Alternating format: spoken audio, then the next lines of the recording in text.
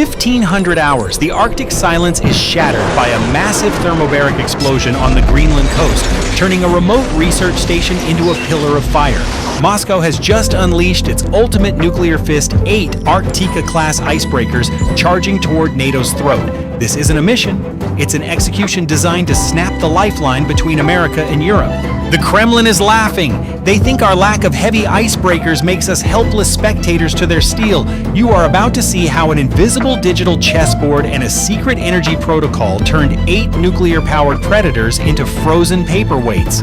Putin thought he owned the cold. He's about to find out he just walked into a billion-dollar funeral. The humiliation starts now. Moscow is obsessed with the myth of brute force. To the Kremlin, the Arktika-class nuclear icebreaker is more than a ship, it's a steel-plated statement of absolute authority. Imagine a 15-story skyscraper made of solid iron powered by twin RITM-200 nuclear reactors pumping out 175,000 horsepower. This is a 33,000-ton Predator designed to shatter 10-foot-thick polar ice as easily as you'd snap a dry cookie. The Russian Admiralty looks at the U.S. Navy's aging, decades-old polar fleet, and they laugh. They are convinced that because Washington lacks heavy icebreakers, Uncle Sam is a toothless spectator to their dominance. They view the GIUK Gap as a Russian backyard, believing their heavy iron is an impenetrable shield against any Western response. Are you proud of American equipment and weapons? If so, comment 1. As the fleet pushes deep into Greenland's exclusive economic zone, every radio challenge from NATO is met with a chilling silence. Moscow isn't just navigating. They are throwing their cards on the table, betting that the freezing Atlantic environment is their ultimate ally. They think the ice is their fortress. They have no idea it's about to become a digital trap. In this high-stakes game, Russia brought a sledgehammer to an algorithm fight, and their overconfidence is about to be measured in megahertz. The Kremlin thinks they own the high ground, but they've just walked into the center of a digital bullseye. The naval chess match in the Arctic isn't played with cannons, it's played with invisible wires and digital shadows. While the Russian fleet pushes deeper toward Greenland, radiating a massive electronic ego, the U.S. Navy begins its silent trap. Out in the mist, the USS Donald Cook and a Virginia-class attack submarine are operating under total EMCON Phase 3, absolute electromagnetic silence. Their radars are cold, their radios are dead, and to the Russian sensors, the ocean ahead is an empty sheet of white. But the Americans aren't hiding, they are ghosting. For 48 hours, every mechanical rattle from the Arktika reactors and every cavitation spike from their massive screws has been cataloged and shared via Link 16. Moscow thinks they are the kings of the Arctic playground, unaware they have been walking into a digital kill box since they left port. But the real humiliation is already running through the Russian fleet's own circuits. This is the Trojan horse masterstroke. Years ago, the CIA and NSA didn't just watch the Arktika class being built, they lived inside its blueprints. A critical navigation software update provided by a third-party Russian contractor with deep Western ties contains a surgical back door. At the flick of a switch in Washington, a high-ranking technical officer, a special asset, on the lead icebreaker activates a hidden protocol. Suddenly, the P-8A Poseidon circling at 30,000 feet becomes the puppet master. The Russian GPS begins to bleed, drifting 15 nautical miles off course. Their radars are flooded with background clutter that the crew dismisses as solar flares or Arctic magnetic anomalies. It is a digital hall of mirrors. While the Russian commanders are confidently steering toward what they think is open water, they are actually being shepherded by the American AI into a geological trap. They aren't controlling their fleet, the U.S. Navy is. As the confusion spreads, the future shadow emerges. Russia detects high-speed, unidentified ghost icons. On their scopes, objects moving faster than any known drone. These are XQ-58 Valkyrie AI drones, invisible to Russian radar, weaving a web of electronic interference around the fleet. The American AI isn't just watching, it's predicting. It has already calculated 1000 retreat scenarios and blocked every single one with digital spoofing.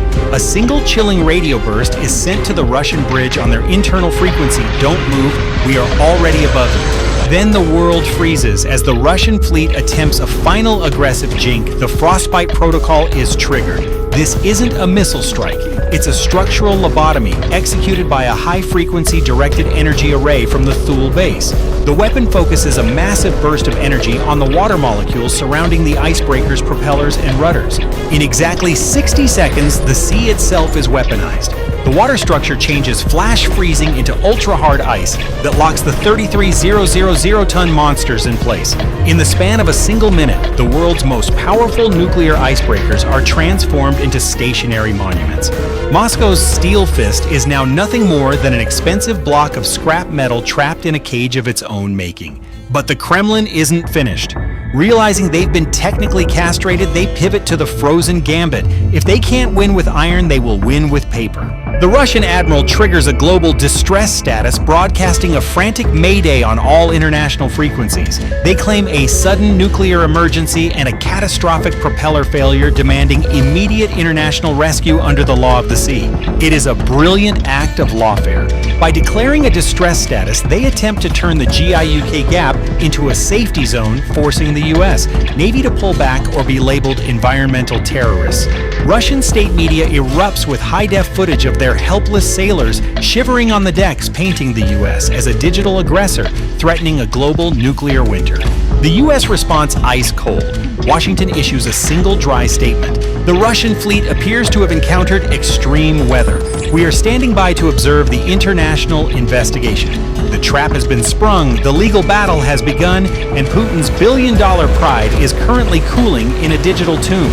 In the Arctic, Uncle Sam doesn't need to break the ice, he just lets you freeze in it. If you were the Russian admiral, would you stay on the sinking ship of lawfare, or would you risk it all to break the silence? Tell us in the comments. And do you think the US should rescue these nuclear predators or let the ice finish the job? Let us know below. While the Kremlin gnashes its teeth at the frozen hulls of their icebreakers, a much darker reality is unfolding 500 feet below the surface. This is the deep state checkmate, the twist that Moscow's strategic planners never saw coming. Those 8 Arctica monsters weren't just clearing a path for trade, they were acting as motherships for Putin's ultimate doomsday weapon, the Poseidon 2M39 nuclear torpedo. These are 100 megaton tsunami makers designed to be deployed onto the Greenland trenches and wait in a low-power sleep mode until a remote signal erases the American East Coast. Moscow believed that the acoustic chaos of the Arctic storm and the heavy steel of the Arctica fleet provided the perfect acoustic mass to plant these doomsday clocks in Uncle Sam's front yard. They thought they were delivering a permanent checkmate to Washington, but they forgot about the Trojan asset inside their own command deck. As the Frostbite protocol flash froze the icebreaker's propellers, the digital backdoor triggered a second more lethal command. It locked the deployment bay doors from the inside. At the same moment, the XQ-58 Valkyrie AI drone circling above didn't just jam the Russian radar, they executed a cyber-link hijack. Using a high-gain burst, the American AI successfully rewrote the guidance source code of the Poseidon torpedoes while they were still docked in the Russian hulls. Here's the ultimate humiliation for Putin. Moscow's invincible doomsday weapons have just been adopted by the US Navy. The Kremlin is currently staring at a telemetry screen that shows their own nuclear torpedoes are no longer responding to Russian encryption. They have been digitally reflagged. In a heartbeat, Putin's ultimate deterrent was transformed into an American strategic asset locked inside a Russian ship that can't move. This is why the Russian admiral's Mayday signal was so frantic. They aren't asking for a rescue of their sailors, they are begging for the return of their hijacked nuclear keys. Russia came to hold the global economy hostage, but they ended up paying billions of dollars to hand their most sensitive doomsday technology directly to the US Navy. The frozen gambit with the fake distress signals was a desperate attempt to cover up this catastrophic intelligence failure before the rest of the world found out. But in the high-stakes game of Arctic chess, the US Navy didn't just take the king, they reprogrammed the entire board. Moscow came to break the ice. They left with the terrifying realization that in the 21st century, Uncle Sam doesn't just watch your weapons, he owns them. The humiliation of Putin's Arctic flagship isn't a byproduct of luck, it is a brutal demonstration of a systemic chasm that Moscow simply cannot bridge.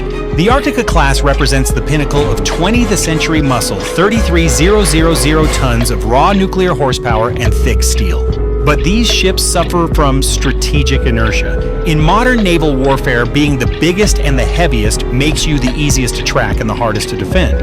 Once the US Navy weaponized the molecular structure of the sea around their screws, those massive icebreakers became their own cages. Moscow brought a sledgehammer to a software fight, and they realized too late that you can't crush a digital ghost. This is the cold reality of network-centric warfare. The US Navy's dominance isn't found in a thicker hull, it's found in the digital sieve. The P-8 of Poseidon acts as a 40,000-foot-high server hub, filtering petabytes of sensor data per second from the seabed to the stratosphere. Combined with Valkyrie AI, which processes tactical updates and identifies backdoor vulnerabilities 10,000 times faster than a Russian admiral can blink, the US doesn't just react to threats, it solves the theater like an equation. Russia relies on individual point weapons like their heavy icebreakers or their doomsday torpedoes, but the United States has built a seamless cloud-based organism that treats an entire fleet as a single variable to be deleted. Let's look at the what-if scenario. What if Moscow had attempted a desperate brute force rescue using their Caliber cruise missiles to shatter the ice? The sky over the Giayuki Gap would have turned into a Russian scrapyard in under 5 seconds. The Aegis Baseline 10 system on the USS Donald Cook creates an impenetrable no-fly zone that treats Mach-speed missiles like software bugs to be erased. Any kinetic escalation would have resulted in an environmental and political catastrophe that Putin simply could not survive. In the age of the global shield, a missile is nothing more than a high-speed notification that you've already lost the battle. The strategic takeaway for the Kremlin is absolute. To control the Arctic in the 21st century, you don't need the biggest icebreakers, you need the smartest network. Every time Russia tries to plant a flag in NATO's backyard, they only succeed in giving our AI more data to digest. They are essentially paying billions of dollars to help us train our systems to kill them more efficiently next time. On January 21st, Moscow learned that Uncle Sam doesn't sleep on his laurels. He stands on the bridge of a destroyer looking through the mist and holding a digital leash. Don't ever provoke a giant when you don't even know where he's standing. This victory belongs to the silent professionals at the Thule base and the sailors of the Atlantic Fleet who prove every day that the high ground is digital. Moscow came to break the ice. They left as a frozen warning to any other power that thinks a heavy hull can outrun a high-speed algorithm.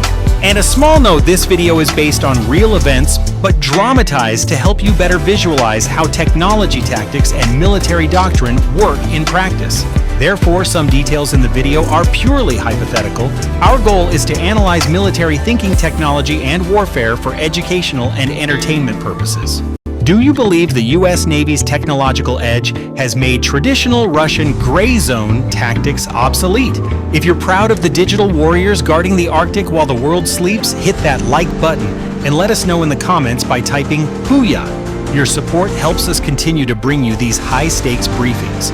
Don't forget to subscribe to Navy Vector and turn on notifications so you never miss a mission. The board is set, the eyes are watching, and we'll see you on the next deck. Thank you for watching. Go Navy!